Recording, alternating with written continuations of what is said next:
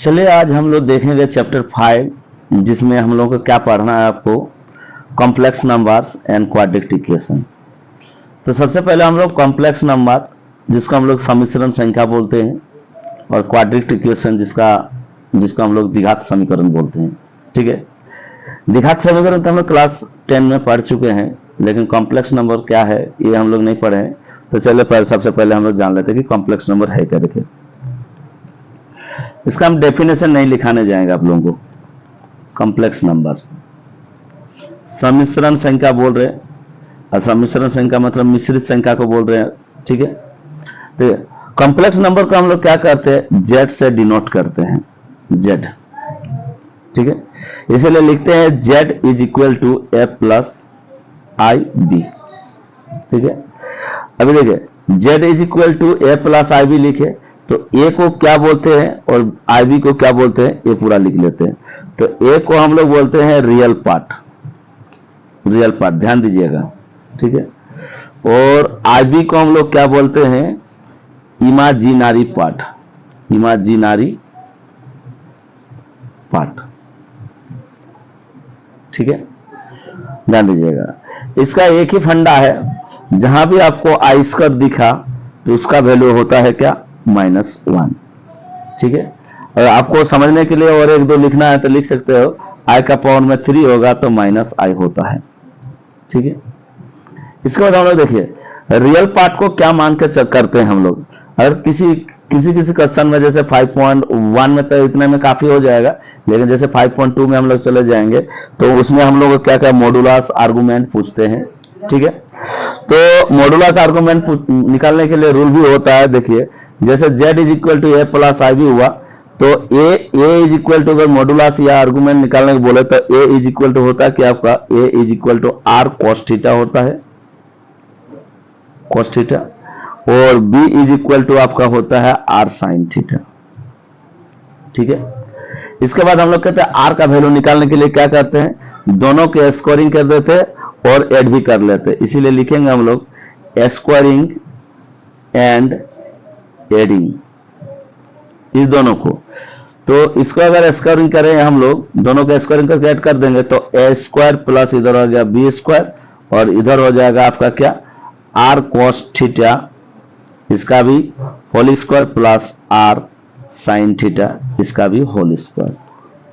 ठीक है, इससे हम लोग आर का वैल्यू निकालेंगे। देखिए कैसे निकलते हैं, A square plus B square is equal to, देखिए जैसे इसको तोड़ेंगे तो आर का भी स्क्वायर हो जाएगा, फिर कॉस थीटा का भी स्क्वायर हो जाएगा, तो आर स्क्वायर फिर कॉस थीटा का भी square plus R square into sine theta का भी स्क्वायर, यहाँ इंटू है। ठीक है, अभी करेंगे क्या, देखिए A square plus B square is equal to R square common ले लिए हम, तो बचा क्या मेरा कॉस स्क्वायर थीटा, और प्लस इधर बचा क्या मेरा साइन स्क्वायर थीटा। ठीक है, इसके बाद देखिए A square plus B square is equal to R square into sine square theta plus cos square theta, sorry cos square theta plus sine square theta, चाहे sine square theta plus cos square theta is equal to 1 होता है, ये हमको पता है।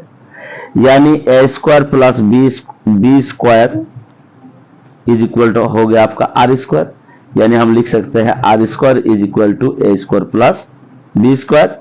ठीक है, यानी R is equal to root under करेंगे, अगर स्क्वायर को हम लोग राइट हैंड साइड ले जाएंगे तो क्या होगा, ए स्क्वायर प्लस बी स्क्वायर में रूट अंडर आ जाएगा। ठीक है, तो ये हो गया मेरा क्या, मॉडुलस निकालने का रूल, जिससे हम लोग मॉडुलस निकाल सकते हैं।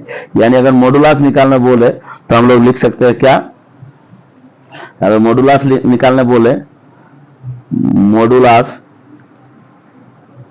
निकालने बोले तो R is equal to root under क्या कर देंगे हम लोग, A square plus B square कर देंगे। ठीक है, और इसके बाद देखिए, इसके बाद क्या होता है कि आर्गुमेंट निकालने के बोलते हैं, तो आर्गुमेंट निकालने का भी रूल होता है। देखिए आर्गुमेंट निकालने के लिए क्या होगा,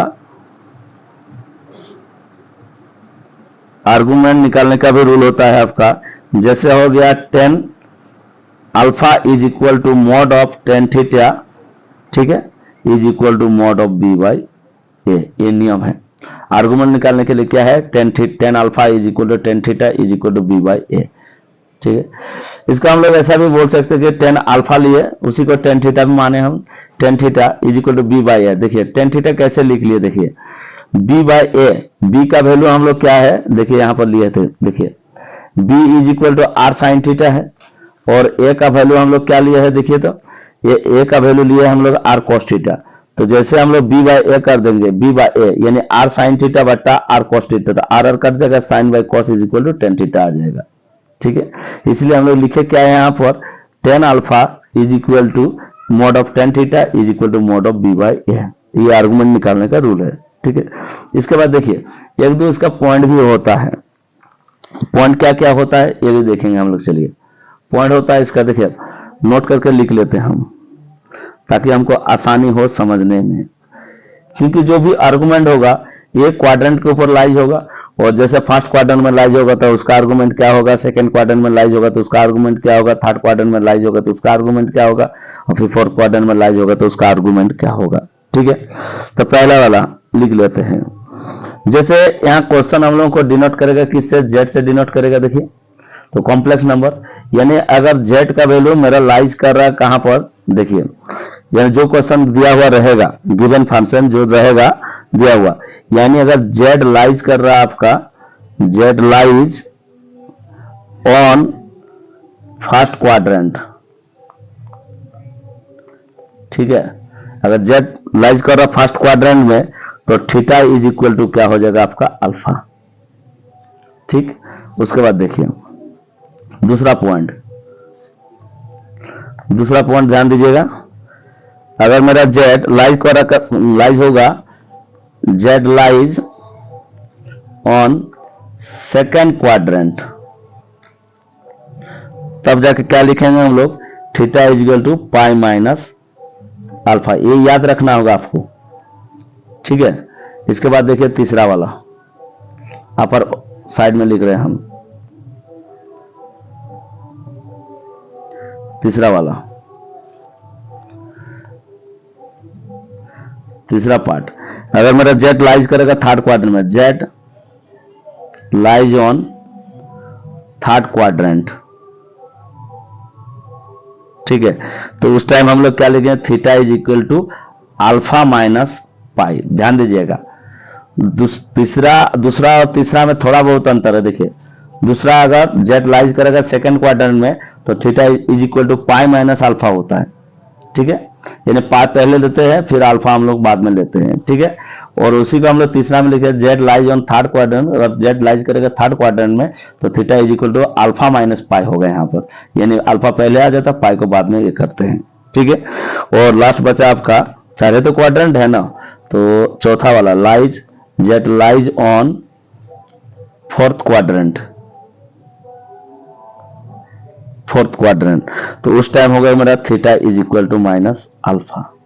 ठीक है, इसके बाद हम लोग को कभी कभी मतलब क्वेश्चन ऐसा भी देखने मिलते हैं जैसे पोलर फॉर्म हो गया है, तो पोलर फॉर्म के लिए आपको मॉडुलस भी चाहिए होता है, आर्गुमेंट भी चाहिए होता है, तभी जाके पोलर फॉर्म होता है। तो उसका भी थोड़ा लिख लेते हैं हम, पोलर फॉर्म बोले से क्या होगा। देखिए पोलर फॉर्म अगर निकालने बोले तो क्या होता है, देखिए इसका फॉर्मूला डायरेक्ट है, आर को हम लोग बाहर निकाल लेते हैं, फिर ब्रैकेट के अंदर क्या होता है आपका कॉस थीटा प्लस आई, फिर साइन थीटा। ध्यान दीजिएगा थोड़ा सा, यहाँ पोलर फॉर्म में क्या होता है, आर ब्रैकेट के अंदर कॉस थीटा प्लस आई साइन थीटा, जो भी थीटा निकालेंगे यहाँ पुट कर देंगे, डायरेक्ट पोलर फॉर्म हो जाएगा। तो आपका इंट्रोडक्शन में इतना ही है। ठीक है, ये complex number and quadratic equation के लिए इतना ही काफी हो जाएगा मेरा। ठीक है, यानी 5.1, 5.2 और 5.3। ठीक है, इसके बाद हम लोग चैप्टर देखेंगे क्या पूछ रहा, मतलब क्वेश्चन क्या क्या है, ये सब आपको याद रखना होगा। ये जो हम नोट करके लिख दिए हैं, जेड लाइज होगा फर्स्ट क्वाड्रेंट में तो theta is equal to alpha होगा, जेड लाइज होगा सेकंड क्वाड्रेंट में theta is equal to pi minus alpha होगा। ठीक है, और अगर जेड लाइज होगा थर्ड क्वाड्रेंट में तो theta is equal to alpha minus pi होगा। सेकंड और थर्ड रिलेटेड है, सिर्फ इसमें सेकंड में पाई माइनस अल्फा होता है, इसमें अल्फा माइनस पाई होता है, और फोर्थ में क्या होता है माइनस अल्फा होता है। ठीक है, उसके बाद पोलर फॉर्म पूछे तो आपका होगा R into cos theta plus I into sine theta. ठीक है, और जो भी थीटा आएगा उसका वैल्यू हम लोग मतलब पुट कर देंगे। इसके बाद हम लोग सीधा जाएंगे चैप्टर में। चलिए